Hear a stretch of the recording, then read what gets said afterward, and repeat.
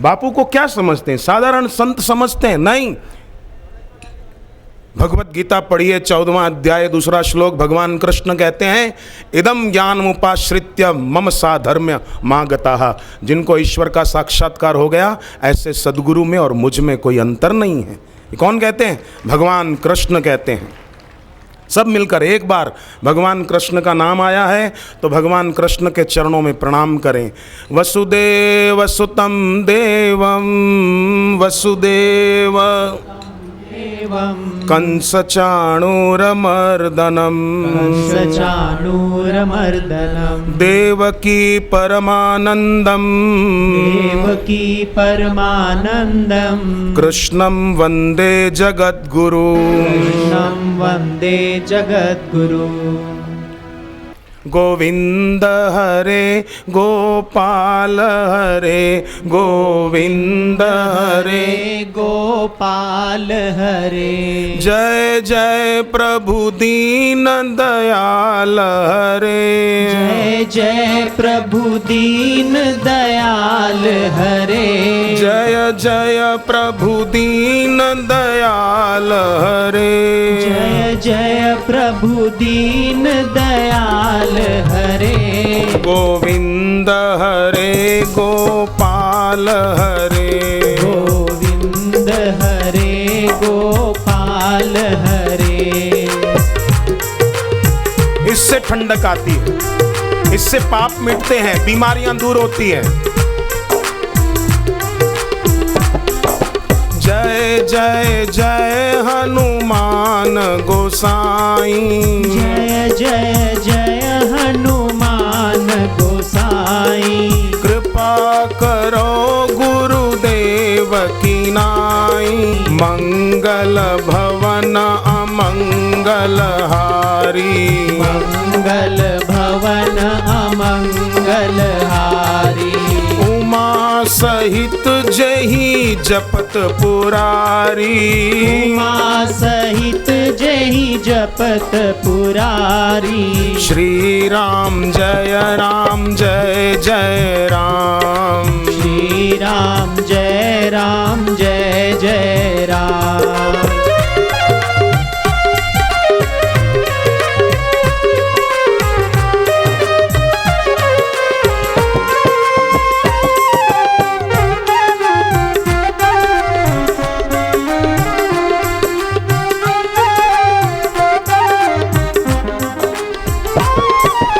दीन दयाल बिरद संभारी। दीन दयाल बिरद संभारी। हरहु नाथ मम संकट भारी। हरहु नाथ मम संकट भारी। जय सिया राम जय सिया राम। जय सिया राम जय सिया राम।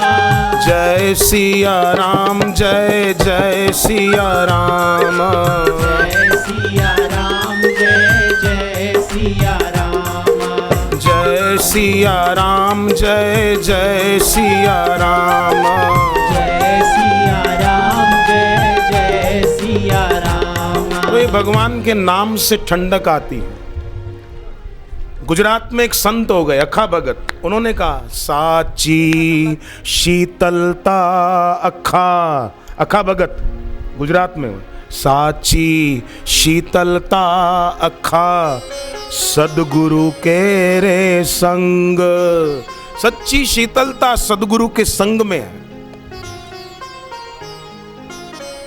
सुखदाई शीतल हृदय देखत शीतल नयन। सुंदर ऐसे संत जन बोले शीतल अमृत बैन। तेरा नाम मंगलकारी, तेरा ज्ञान हितकारी, इससे शीतलता आती है। तेरा नाम मंगलकारी, तेरा ज्ञान हितकारी।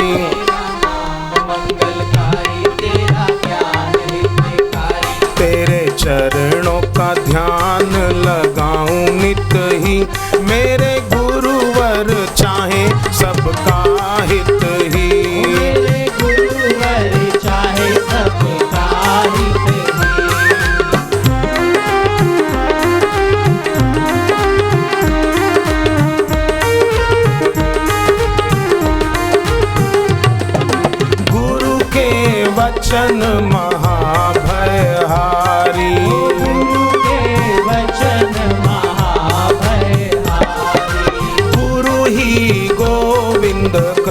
कृष्ण मुरारी। गुरु ही गोविंद कृष्ण मुरारी। बंधु यही है, सखा यही है, मेरे मात पिता ये हैं। बंधु यही है, सखा यही है, मेरे मात पिता ये है।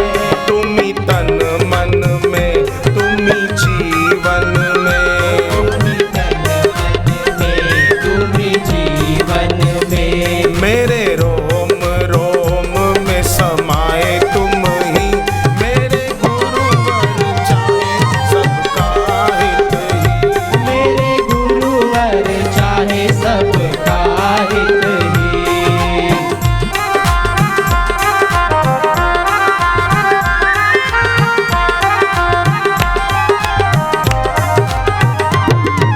सुख दुख में सम रहना सिखाए, सुख दुख में सब रहना सिखाए। सबका जीवन दिव्य बनाए। वो सबका जीवन दिव्य बनाए। लगन जो इनसे लग जाए तो उसका बेड़ा पार है। लगन जो इनसे लग जाए तो उसका बेड़ा पार है। इंसान कहीं जग में है कोई, इंसान कोई जग में है कोई। गुरु ज्ञान में गोता लगाऊं नित ही, मेरे गुरुवर चाहे सबका हित ही। ओ मेरे गुरुवर चाहे सबका हित ही।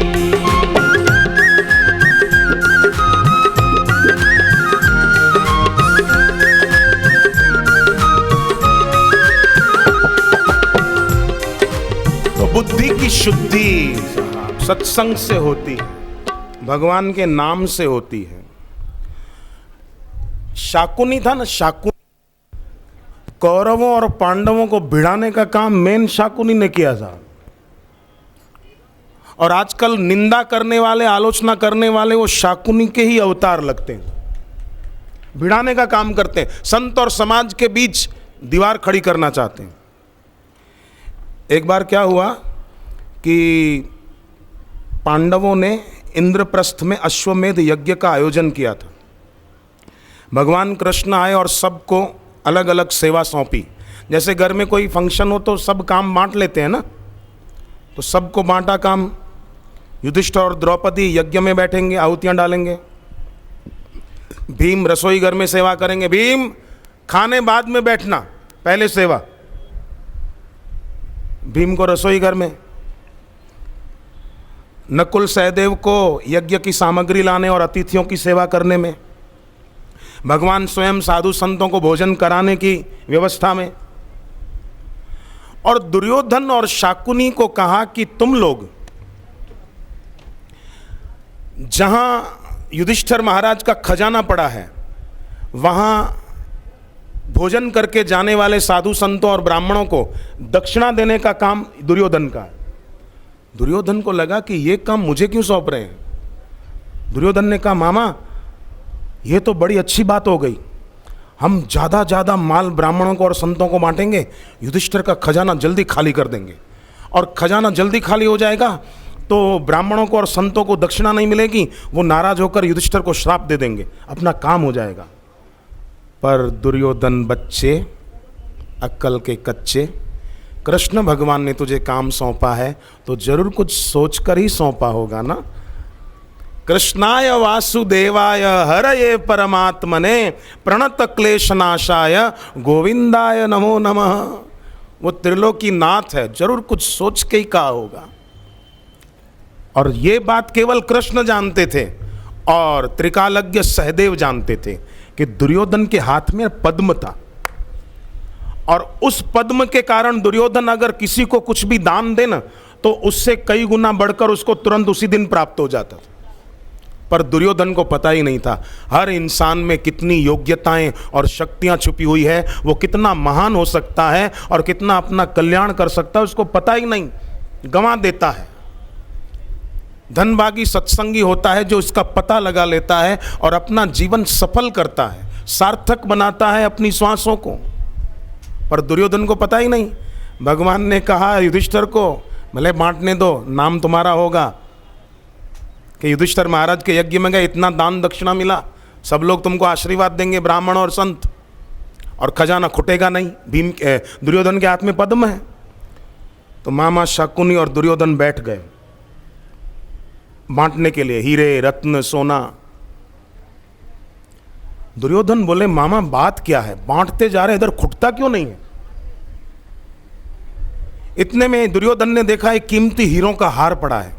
बोले ये दे देते हैं, पहले ये दे दो। हीरों का हार उठा के एक महात्मा है उसको दिला। महात्मा आप भी क्या याद करोगे, लो। इतने में देखा खजाने में अंदर तो हीरों के 2 हार और पड़े हैं। अरे एक ही था, मैंने दे दिया, ये 2 कहां से आए? शाकुनी अपना देखने लगा, ये मेरा तो नहीं गिर गया, मामी डांटेगी भांजे, मामी गुस्सा करेगी तेरी, नहीं मेरा तो है, ये कहां से आए? तो दुर्योधन बोला जरूर श्री कृष्ण तांत्रिक हैं, जरूर कोई तंत्र विद्या जानते हैं, सब उन्हीं की चाल है। सारा दिन बांटते बांटते थक गया, खजाना खुटता ही नहीं, जरूर ये मायावी है। उस जमाने में भी बोलने वाले लोग थे। आज कोई अगर अपने को और आश्रम को बोले तो परवाह ना करो, मस्त रहो, आनंदित रहो कि ठीक है बोलते रहते हैं, कोई बात नहीं। दुर्योधन तब भी था तो कोई दुर्योधन अब भी है, भले नाम दुर्योधन नहीं है, नाम कोई और हो, नाम से क्या है, नाम कोई और हो, पर ईश्वर की लाठी दुर्योधन को भी पड़ी थी और आज भी कईयों को पड़ती है।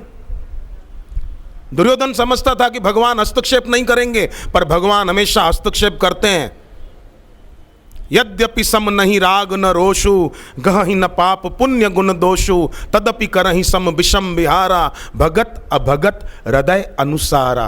देवगुरु बृहस्पति जी का वचन रामचरितमानस में इंद्र को कहते हैं। भगवान सम है, भगवान का किसी से राग द्वेष नहीं है, पर फिर भी भक्त और अभक्त के हृदय के अनुसार ईश्वर व्यवहार करते हैं। कर्ण के रथ का पहिया फंस गया, कर्ण उतरा रथ से नीचे, भगवान ने कहा अर्जुन लगा दे तीर। कर्ण कहता है ये अधर्म है। भगवान ने कहा आए बड़े धर्म की दुहाई देने वाले, अधर्म के ठेकेदार जिन्होंने धर्म की ध्वजाएं चुरा ली हैं, अधर्म के ठेकेदारों ने धर्म की ध्वजाएं चुरा ली है, धर्म की दुहाई देता है। तब कहां गया था तेरा धर्म, जब भरी सभा में तुमने द्रौपदी को गलत शब्द कहकर संबोधित किया था। हम नहीं बोल सकते द्रौपदी के लिए ऐसा शब्द जो कर्ण बोला था, मैं नहीं बोल सकता, मेरा दम नहीं है कि मैं द्रौपदी जैसी महान सती के लिए ऐसा शब्द बोलूं।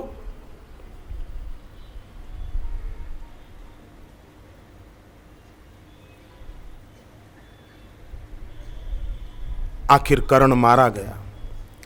आजकल का कोई निंदा करने वाला और मीडिया, इलेक्ट्रॉनिक मीडिया वाला होता ना तो बोल देता ये देखिए श्री कृष्ण साक्षात ईश्वर के अवतार अधर्म की शिक्षा दे रहे हैं, कर्ण नीचे उतरा है और ये देखिए कहते हैं अर्जुन को कि मार दे इसको, भड़का रहे हैं अर्जुन को। देखिए साहब इन पर कानूनी कार्रवाई होनी चाहिए। दुर्योधन कहता है मामा मैं तो थक गया सारा दिन बांटते बांटते, चलो अब कहीं जरा यज्ञ को देखें क्या हो रहा है उधर, यज्ञ में चल के जरा चक्कर मारते हैं। तो यज्ञ में युधिष्ठिर और द्रौपदी बैठे थे, आहुतियां डाल रहे थे। तो उस जमाने में तो घी कोई चम्मच से 2-2 बूंद नहीं डालते थे यज्ञ कुंड में। आजकल लोग घी बहुत कम डालते हैं यज्ञ कुंड में। खुद के लिए तो रोटी पर खूब लगाएंगे, चम्मच भर के डालेंगे, और यज्ञ कुंड में स्वाहा, खाली चम्मच घी में डुबाई बस, स्वाहा, गिर ही नहीं रहा है, चम्मच में लगा ही नहीं घी, स्वाहा। तो युधिष्ठिर महाराज भर भर के आहुतियां डाल रहे थे। ओम याते रुद्र शिवा तनुर घोरा पाप काशिनी तया नस्तनुवा शंतमया गिरिशंताभिचाकशी ओम स्वाहा। बहुत सुंदर वैदिक मंत्रों से घी की आहुतियां भर भर के डाल रहे थे। तो दुर्योधन शाकुनी को कहता है, मामा ये लोग घी का बिगाड़ नहीं कर रहे हैं? इतना सारा घी हवन कुंड में डालने की जरूरत क्या है? कल को तो ये कुप्रचार करने वाले ऐसा भी बोलेंगे कि दिवाली में हिंदू लोग घरों में दिए जलाते हैं, तेल का बिगाड़ है, दिए में तेल का बिगाड़ हो रहा है। फिर कल को ऐसा भी बोलेंगे हिंदू लोग रोटी खाते हैं, ये अन्न का बिगाड़ है।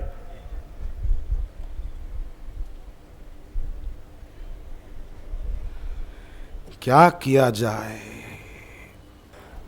भगवान से तो कम नहीं, माता और पिता, मां बाप के अंदर ईश्वर है। मां 9.5 महीने गर्भ में बच्चे को संभालती है।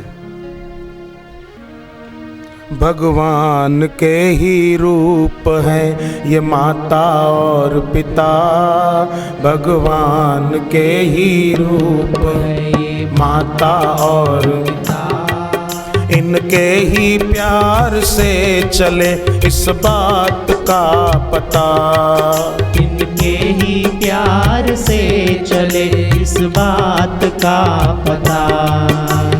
भूलो सबको तुम मगर माँ बाप को मत भूलना, भूलो सबको तुम मगर माँ बाप को मत भूलना। अगणित है उपकार तुम इस बात को मत भूलना, अगणित है उपकार तुम इस बात को मत भूलना। मनुस्मृति हमारे देश का ग्रंथ क्या कहता है कि बेटा अगर तीर्थ में जाए, गंगा में डुबकी लगाए, तो उसका पुण्य अपने माता पिता को अर्पण करे। आज के गंगा स्नान का पुण्य मेरी माँ के नाम, मेरे पिताजी के नाम, मेरे दादा के नाम, मेरी दादी के नाम।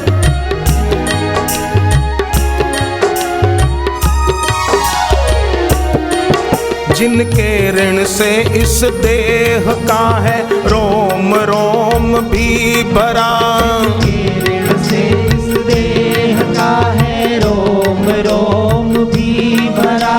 क्या दोगे उसको जिसने तुमको गर्भ में था धारण किया, क्या दोगे उसको जिसने तुमको गर्भ में था धारण किया। 9 माह का समय तुम्हारे पोषण में दिया, 9 माह का समय तुम्हारे पोषण में दिया। भगवान के ही रूप है ये माता और पिता, भगवान के ही रूप है ये माता और पिता। भूलो सबको तुम मगर माँ बाप को मत भूलना, भूलो सबको तुम मगर माँ बाप को मत भूलना। औरंगजेब का बाप भी ये बात बोलता है कि हिंदुओं से सीख ले औरंगजेब।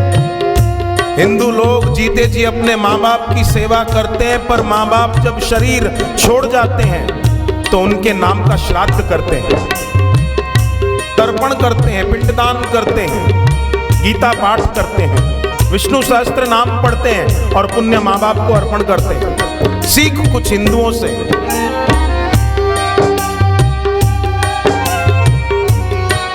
मन में कभी इनके प्रति दुर्भाव आ जाए कोई, मन में कभी इनके प्रति दुर्भाव आ जाए कोई। खुद को बचा लेना इससे ऐसा ना पाप है कोई, खुद को बचा लेना इससे ऐसा ना पाप है कोई। माँ बाप को दी पीड़ा उसने जीवन विफल किया, माँ बाप को दी पीड़ा उसने जीवन सफल किया।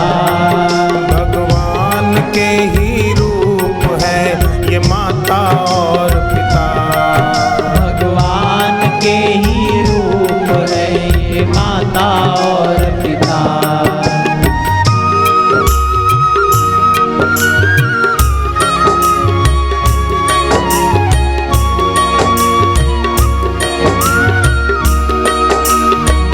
भगवान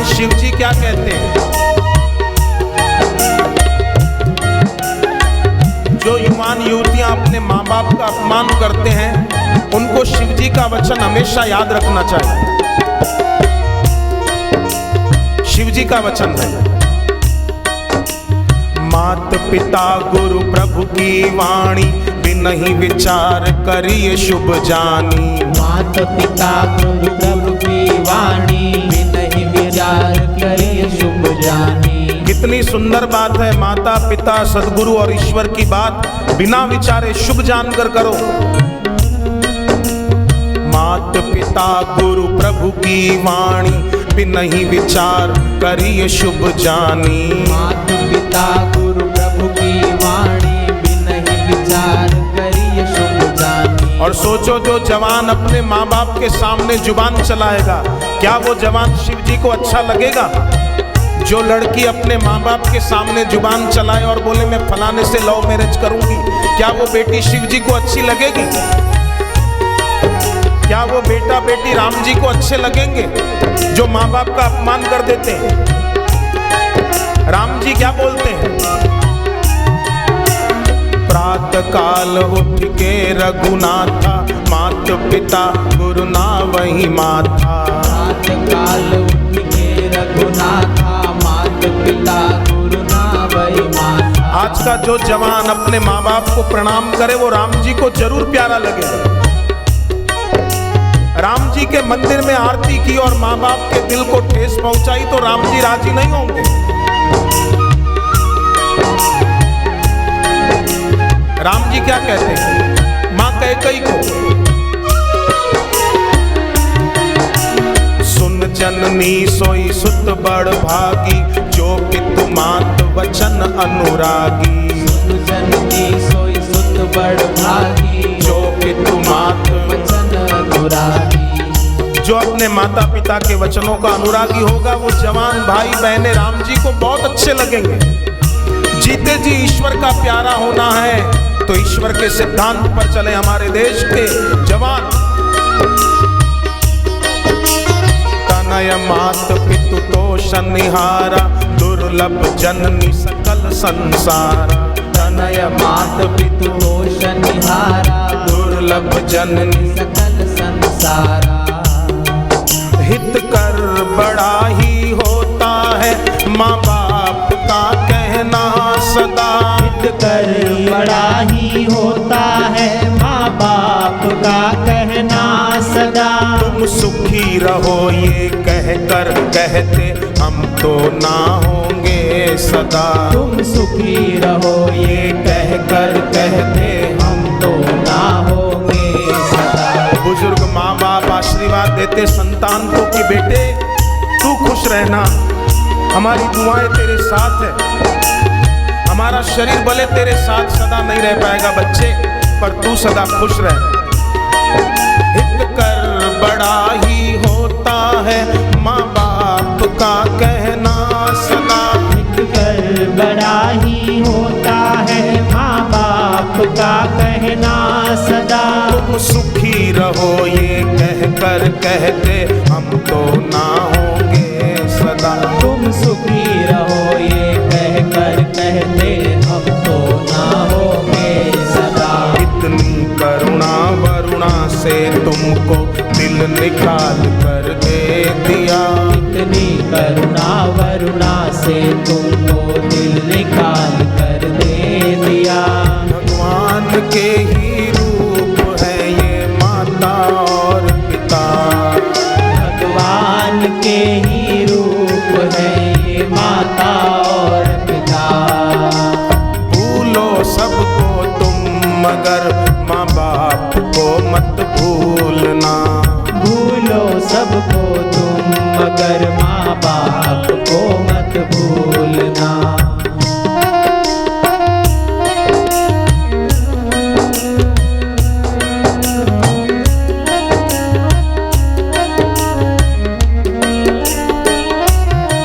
सुनकर तुम्हारी आहट जिनका दिल खुशियों से खिल जाए। सुनकर तुम्हारी आहट जिनका दिल खुशियों से खिल जाए। बच्चे स्कूल से आते तो माँ बाप खुश हो जाते हैं। माँ खुद नहीं खाती कि मेरा बच्चा आए फिर मैं खाऊं।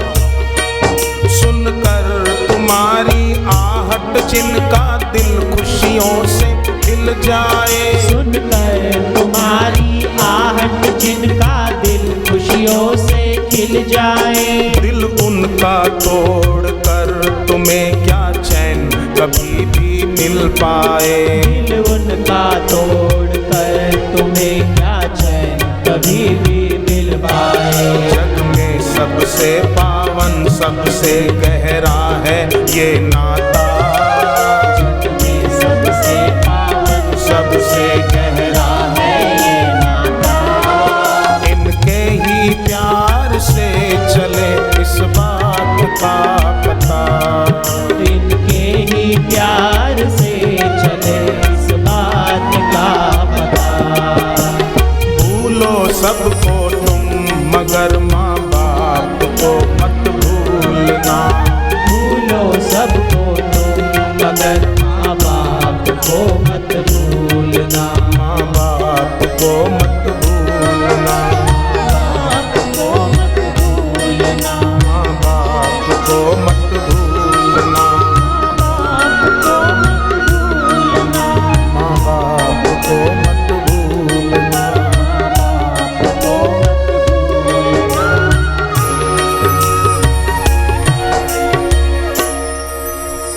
मेरी माँ का नाम रोशन हो, मेरे पिता का नाम रोशन हो और मैं अपना जीवन धन्य बना लूं। ऐसी प्रेरणा बापूजी के सत्संग से अनेकों अनेक युवान भाई बहनों को मिलती है और युवानों का जीवन तेजस्वी हो रहा है। बापूजी के सत्संग से 3 बातें जो बुद्धि में होना बहुत जरूरी है वो बापूजी के सत्संग से आती है।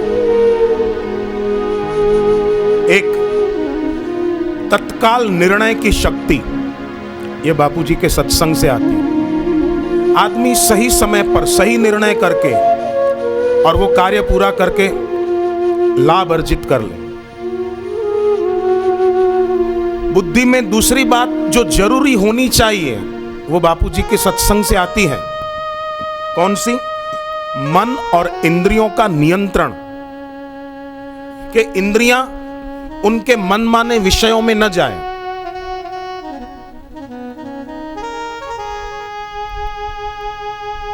ये दूसरी बात बापूजी के सत्संग से आती है। और तीसरी बात दृढ़ता, साधना में, भक्ति में, आध्यात्मिकता में दृढ़ता। और साधकों में दृढ़ता है तभी तो देखो आलोचक कितने ही आरोप लगाएं, कभी सत्संग में संख्या कम होती देखी नहीं गई। ये तो वो लोग भी मानते हैं, आलोचना करने वाले भी मानते हैं कि इतना कुछ होता है फिर भी बापूजी के पास जाने वालों की संख्या कम क्यों नहीं होती। जरूर कुछ है, कुछ नहीं बहुत कुछ है, सब कुछ है। मम साधर्म्य मागता, भगवान कहते हैं ऐसे महापुरुष में और मुझ में साधर्म्य है।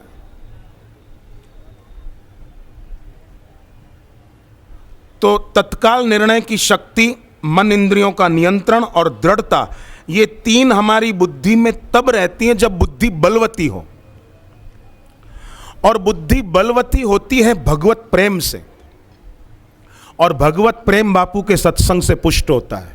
ईश्वर में प्रेम बढ़ता जाता है। ईश्वर के नाम का जप अधिक से अधिक करते हैं लोग। पवित्र पर्व के दिनों में जप तप ज्यादा करते हैं। महाशिवरात्रि को जिन्होंने उपवास करके जप किया था हाथ ऊपर करो, कितने लोग। हा, मैं भी आपके साथ ही हूं। ये क्या है? ये बुद्धि बलवती हुई भगवत प्रेम से, तभी उपवास करके रात को जागकर जप किया। तो भगवत प्रेम बुद्धि को बल देता है, और बुद्धि बलवान होती है तो ये 3 बातें आ जाती हैं। मन इंद्रियों का नियंत्रण, तत्काल सही निर्णय की शक्ति और साधना में दृढ़ता।